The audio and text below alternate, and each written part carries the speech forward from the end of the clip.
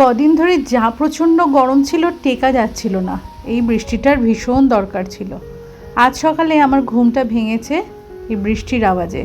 চারিদিকে সবুজ গাছপালা আর মাটির সোঁদা গন্ধ, সত্যি মনটা যেন এক নিমেষে শান্তি হয়ে গেল। আর আমার এই উচ্ছে গাছ বেশ তরতরিয়ে বেড়েছে। জানলা দিয়ে বৃষ্টির ঝাপটা আসছিল বলে জানলাটা বন্ধ করে দিলাম।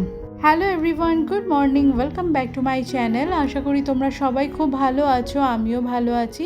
আজ এই বৃষ্টি মুখর দিনে আমার নতুন একটা এনার্জেটিক ব্লগে তোমাদের সকলকে স্বাগত জানাই।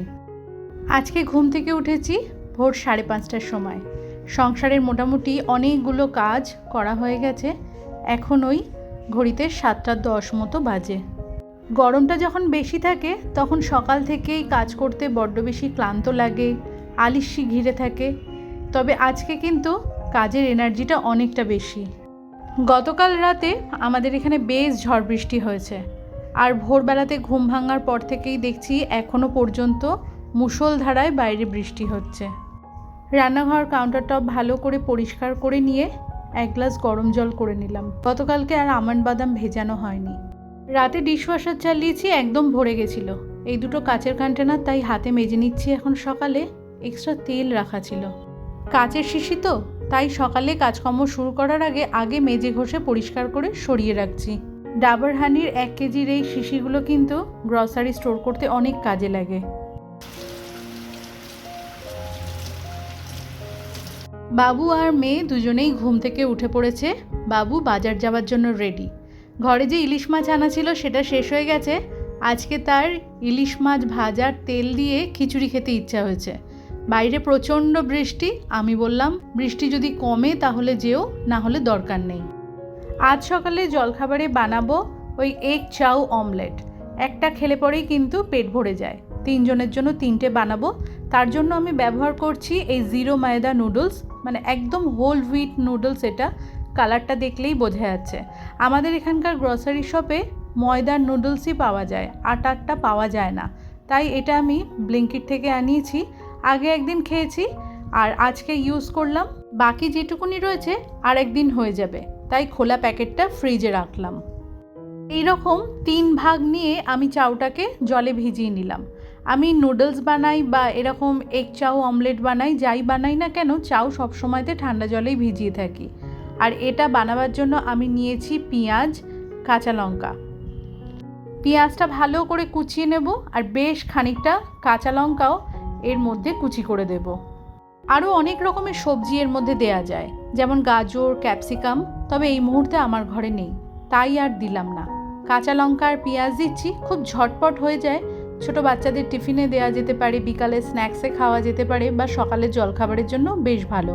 একটা খেলে পরেই ভালো মতো পেটটা ভরে যায়। একবার করে 3বারে বানাতে লাগে, তাহলে পরিমাণটা ঠিকঠাক মতো বোঝা যায়। চাউ নিলাম, তার মধ্যে পেঁয়াজ কুচি, কাঁচা লঙ্কা কুচি আর ডিম, গোলমরিচ, স্বাদ মতো লবণ। ভালো করে জিনিসটা মাখিয়ে নিয়ে কড়াইতে তেল গরম করে ওর মধ্যে পাতিয়ে দেব। প্রথমবারে একটু বেশি করে তেল দিলাম। এই একবার তেল দেওয়াতে কিন্তু 3টে আমার হয়ে যায়। বেশ মচমচে হয় আর দারুণ সুস্বাদু খাবারটা। বাইরে ঝমঝমিয়ে বৃষ্টি হচ্ছে, আর আমার ছাদটাতে যেহেতু টিনের শেড, আওয়াজটা কিন্তু তুলনামূলকভাবে অনেকটা বেশি হয়।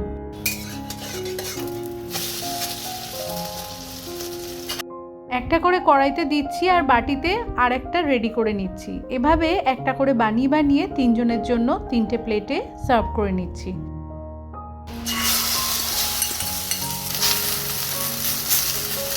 সকালবেলাতে 3 জন মিলে ঘরে বসে একসাথে জলখাবারটা সেরে ফেললাম।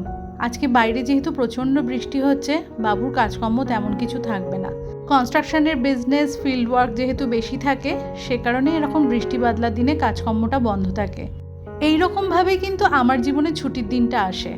অন্যান্য সমস্ত পরিবারে যেমন শনিবার, রবিবার একটা ছুটির দিন হিসাবে ধার্য হয়, বাড়ির পরিবেশটাও অন্যরকম থাকে। আমার সেরকম কিছু নেই। সোম থেকে রবি একইভাবে গতানুগতিক আমার জীবনটা চলে।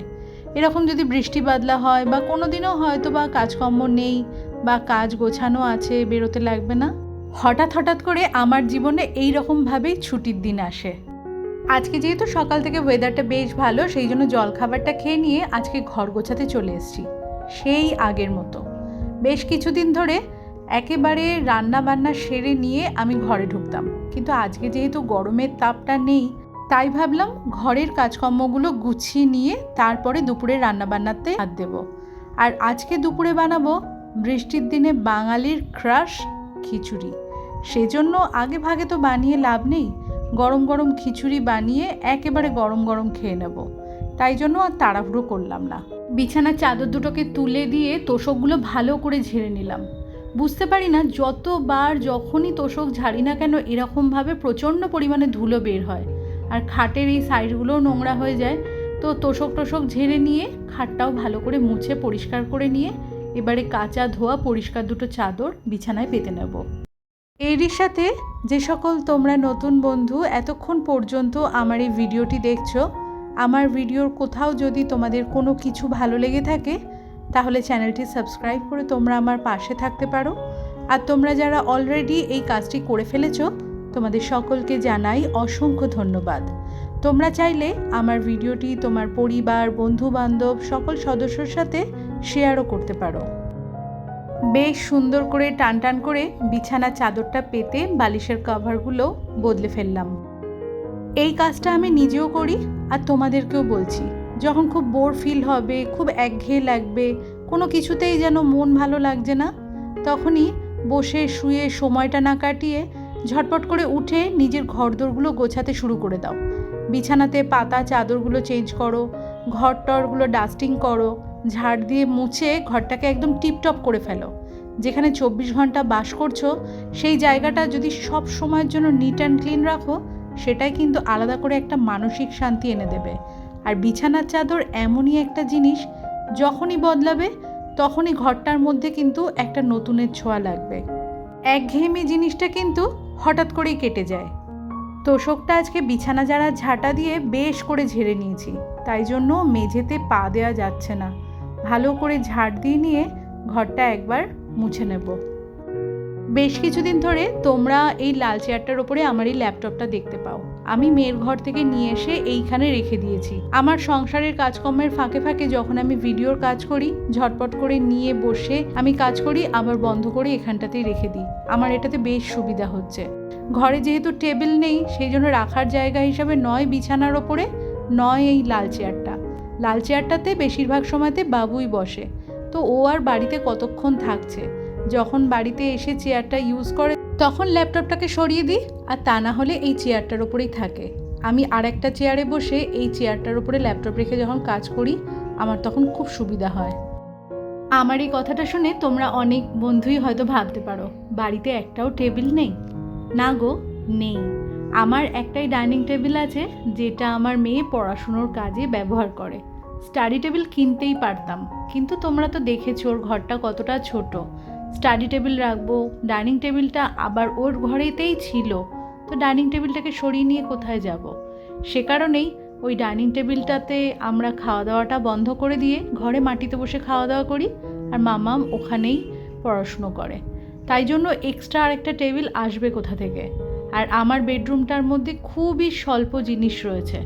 অহেতুক জিনিসপত্র বোঝাই করে ঘরে রাখাটা আমি একদম পছন্দ করি না।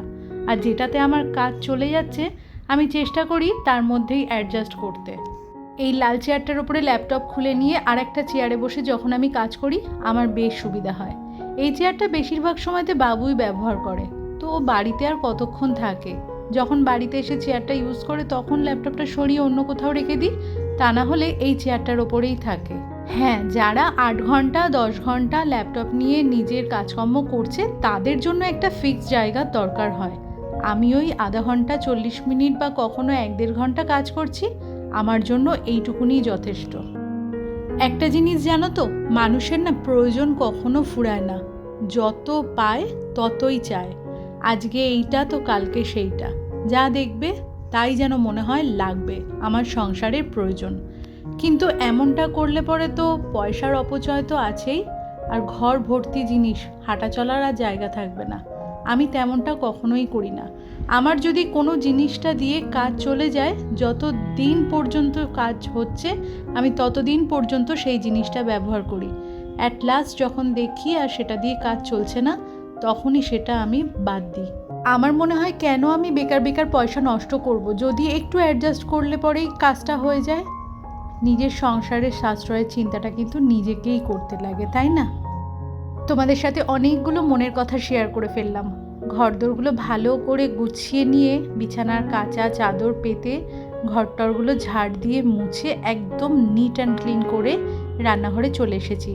ফ্রিজটার ওই মাথার দিকটাতে দেখলাম একটু ঝুল মতো হয়েছে, ভালো করে ঝেড়ে টেড়ে পরিষ্কার করে নিলাম। ফ্রিজের দুটো সাইড এতটাই চাপা, ডাস্টারটাও ভালো করে ঢোকানো যাচ্ছিল না, একদমই বলতে পারো প্রায় মাপে মাপে। যতটুকুনি পারলাম ভালো করে পরিষ্কার করে নিলাম, তারপরে কলিন দিয়ে ফ্রিজটা মুছে নিলাম। এবারে ওই দুপুরের রান্নাবান্নাটা সারবো। আগে যে কন্টেনারগুলো সকালবেলাতে মেজে ঘষে পরিষ্কার করে রেখেছিলাম, সেই কন্টেনারগুলো মুছে নিয়ে আগে স্টোরেজের মধ্যে রেখে দেবো।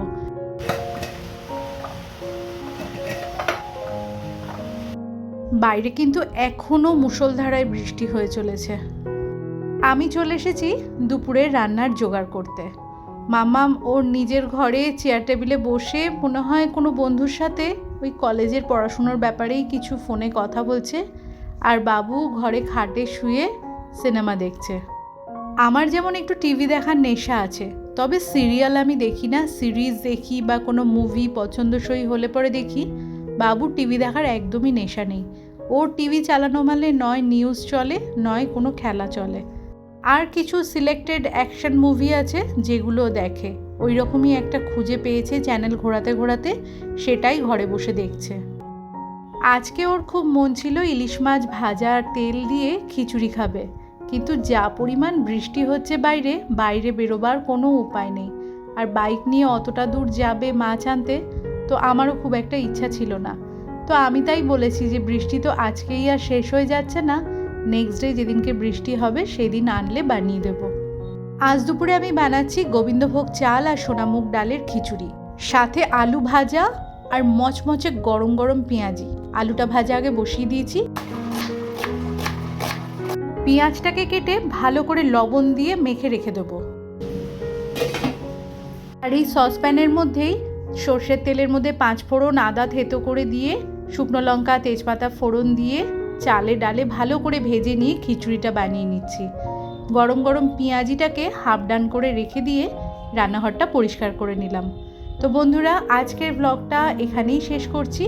আমি স্নান টান করে তারপরে এসে পেঁয়াজিটা আরেকবার ভেজে নিয়ে খাবারটা সার্ভ করব। দেখা হচ্ছে তোমাদের সাথে নেক্সট ব্লগে। ততক্ষণের জন্য টাটা।